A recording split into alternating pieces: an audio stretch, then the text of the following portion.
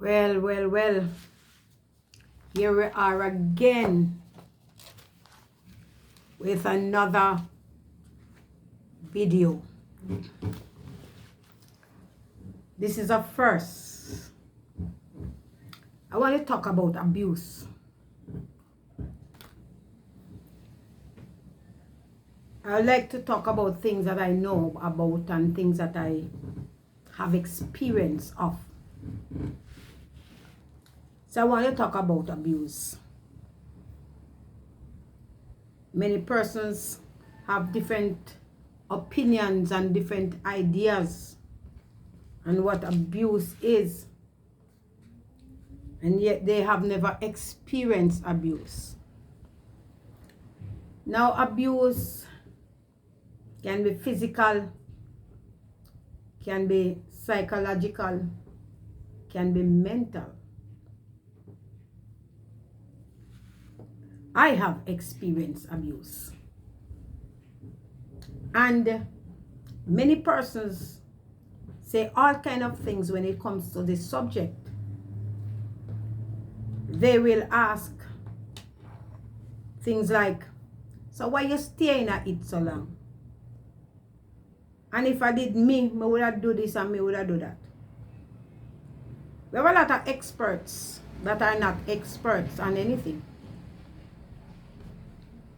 Because if you have never experienced anything, you can't teach wisdom. It is experience, through your experience, that you are taught wisdom and that you are able to teach others. So I'm going to give a little bit of the story. I don't know how far I will go into it, but a little bit. That at a tender age, I start experiencing abuse in my 20s. And I'm not going to give a timeline either. But I experienced abuse for a while. And it's now that I'm looking back that I know that those things could never happen to me in a heartbeat or in a day.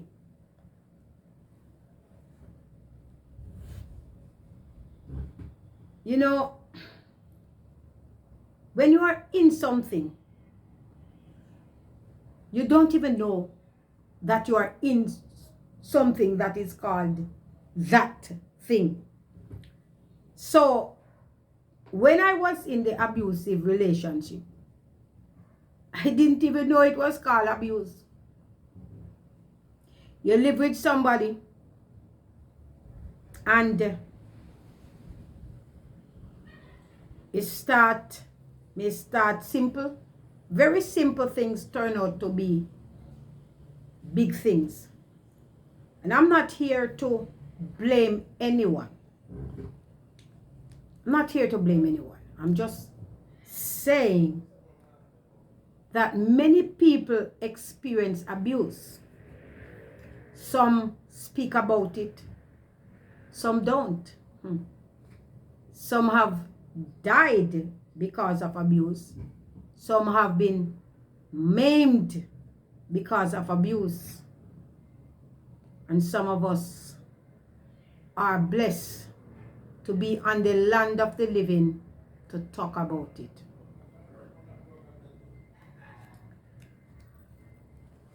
My abusive relationship lasted for a while. So I'm going to give a little bit of one of the episodes. I remember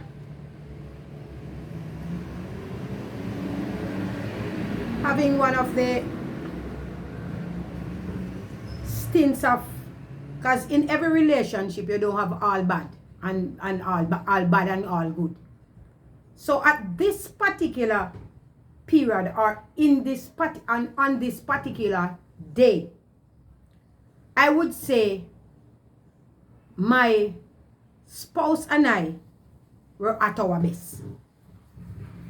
He had just given me a pedicure because, you know, there's some little special things between a man and his woman. So this was our special thing. He would give me pedicure. Boy, when he's giving me pedicure, when I'm getting pedicure from him, I would just lay back and just enjoy, because he's the best. I don't know why I've never go take it as a trade. He is just good at that. So I used to love when he gave me pedicure. And on this particular evening, it goes to show you that man without God is evil. And we were at our best. He gave me the best pedicure. I went to my bed and I left him in the living room watching TV. So I got my pedicure and I felt good and I was just so comforted and gone to my bed. But somehow in the midst of my sleeping, I don't know for how long I slept, I felt like I wanted to go to the bathroom. So you know that when you want to go to the bathroom to do number one or number two, which you call number, to urinate, that not asking you any question. You could be in your deepest sleep, it go and wake you up. So that was happening, and I tried to get up. I realized I couldn't get up. Why couldn't I get up? When I opened my eyes, my spouse was sitting on top of me, his hand over my mouth, and the knife at my throat. And I opened my eyes. I woke up and I opened my eyes and I was astonished, because we weren't fighting or anything at that moment. We didn't have a fight that day. And he sat on top of me with the intention to cut my throat. And I held on to the blade of the knife. Held on to the blade. And the blood started dripping from my hand. And I decided, though he's stronger than I, but I decided that before my throat was going to be cut, he had to cut off the 5 finger. So the blood started dripping for the sharpness of the knife and my hand on the blade. And he mustered something, he mumbled something to me that I must repeat. And I repeated what he told me to say. And he got up off me and walked out of the house. From that day until the day we part, I never felt comfortable again. I never trusted him. All right. So most people would say to me, what make you never left? What make you never go to police station, go report it? What make you never this? What make you never that? Let me tell you something. It would seem that some of us, when we are in a situation, we are numb. It would seem that when we are in the situation, our brain stop working. It would seem a lot of things, because now that I'm looking back, police station wouldn't miss him if it was now. And I would walk away the minute it happened. You know, a lot of women have died. A lot of women have been scarred for life because they didn't live. And a lot of so-called professionals outside of abuse, they have never experienced a day of abuse. They have never even experienced a man talking hard to them. But yet they have all the answers. Can I tell you? I cannot tell you why I didn't leave. I cannot tell you why I didn't do many things. But I know one thing. That purpose was on my life. And because of that purpose, I could not die. I could not die.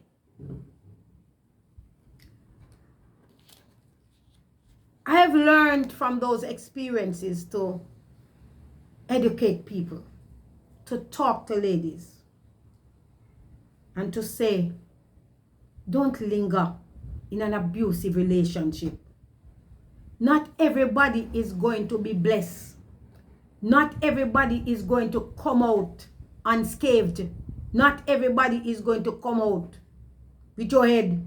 Not everybody is going to come out unscarred. So I would say to you, ladies, don't linger.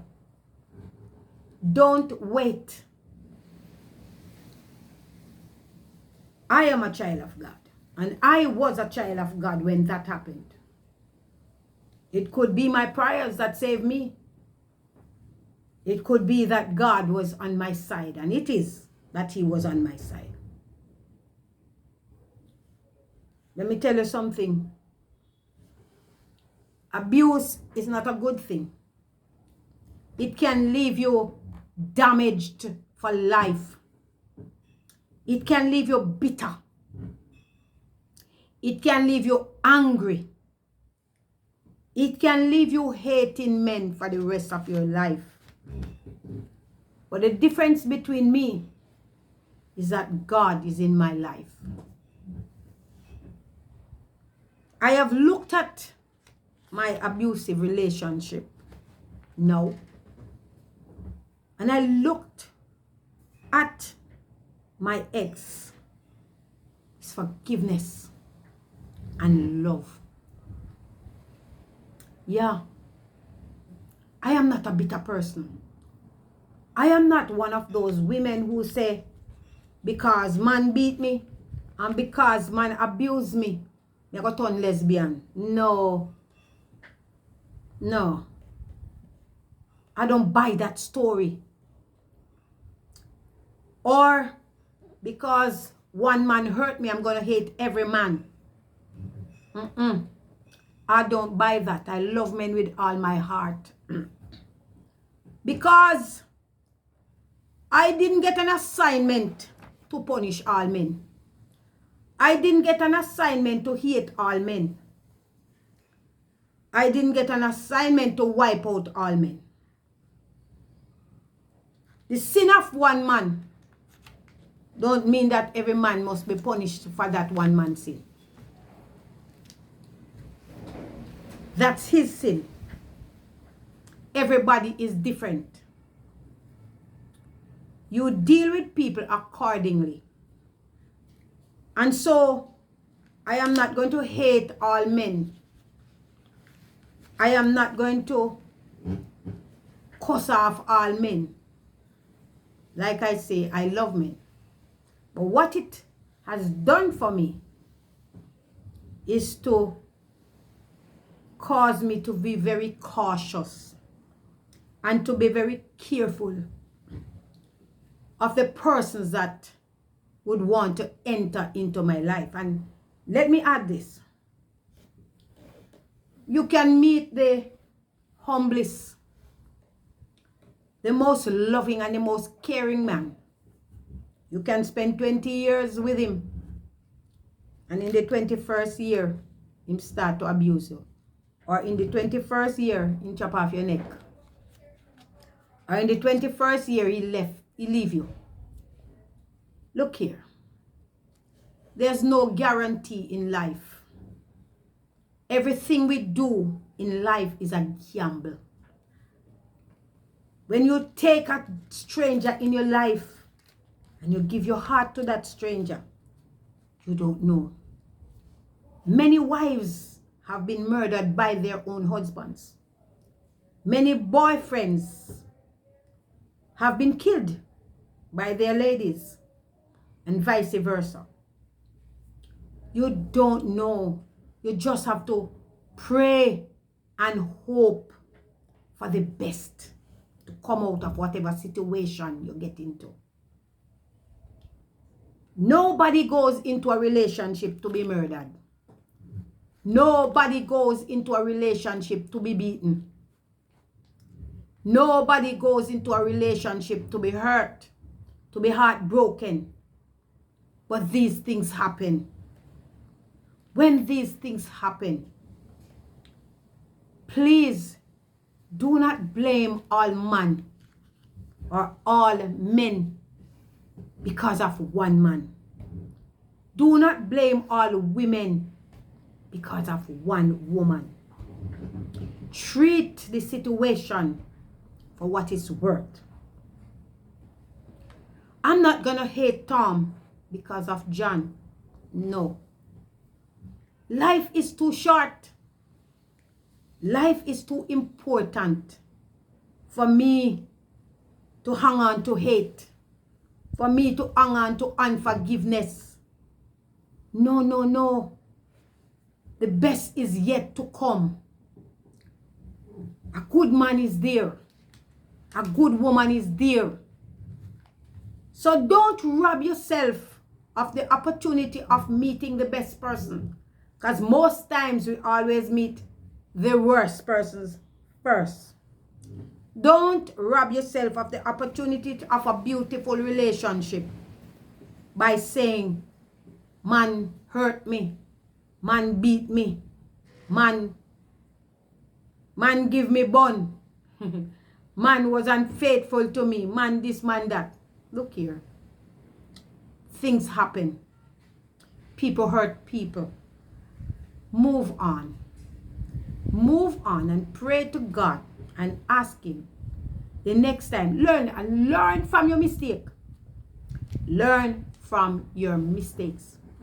Some of us, we know that the man was abusive because little things he said and little things he would do, those were red flags. So some of us, we did not pay attention to the red flags. A lot of us, the man was abusive in year one, and we keep telling ourselves that the man will change. Just like if you marry a man who was abusing you before marriage, guarantee that man is going to beat you after. So don't fool yourself by thinking that this man is going to automatically change because of something called marriage. It don't work that way. A single abuser will be a married abuser. The only person that can change a man's heart is God. And as long as he remains in that sinful state, he will do anything. So don't trick yourself. And a lot of us have been tricked and fooled to think that, all right, we are going to marry him, fine, we change. How many of us been sorry? How many of us have been, we regret saying those words, eh? So, I did not go in depth. I just scratched the little surface to say to you that if you are in an abusive relationship, walk away. Me not going to tell you say wait. Me not going to tell you say pray. Walk away. Me not be that foolish. I was foolish before. But my experience has taught me wisdom. So me I tell you say, if him just raise his hand, him not enough to bring it back down. walk away. If he calls you names that are derogatory, walk away. You don't deserve that. You deserve the best. And if a man go beat you, you know, I'm not even going to address the foolish notion or the foolish argument that if the man no love you, if he no beat you, he no love you. I'm not even going there. Because that is foolish. Because you don't hurt somebody you love. Number one. You don't hurt somebody you love. You don't tell people, you don't call people drunk, or you don't call them dogs. You don't call them all kind of dirty names and say you love. No. It doesn't work that way. So, let me tell you something. Walk away. Your life is precious and you're worth more than what you're getting. You deserve better. Tell yourself you deserve better. And some people stay because of economic situations. Some people stay because of ties. Work your thing out, man. Do the legal thing. Work your thing out and move on. Because don't stay and lose your life over a house. Don't stay and lose your life over a car. The worst, a lot of people say, oh, me stay because of the children. How many of you have stayed because of the children? Where are the children now? And what happened to you? I grew without a father. And I grew well. And many children in Jamaica grow up without a father and a mother. And they grow well. So a lot of us like to make excuses for our foolish actions and for our foolish decisions. But hear me today. Some of us are blessed to have come out unscathed. Some are not so lucky. Some are not so blessed. Don't linger. Think, sit down, find yourself somewhere, sit down and talk to somebody who will give you good advice, not somebody who don't know better.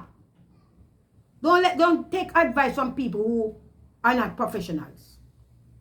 That's the worst thing you can ever do. But just sit down and think and plan. You can start again.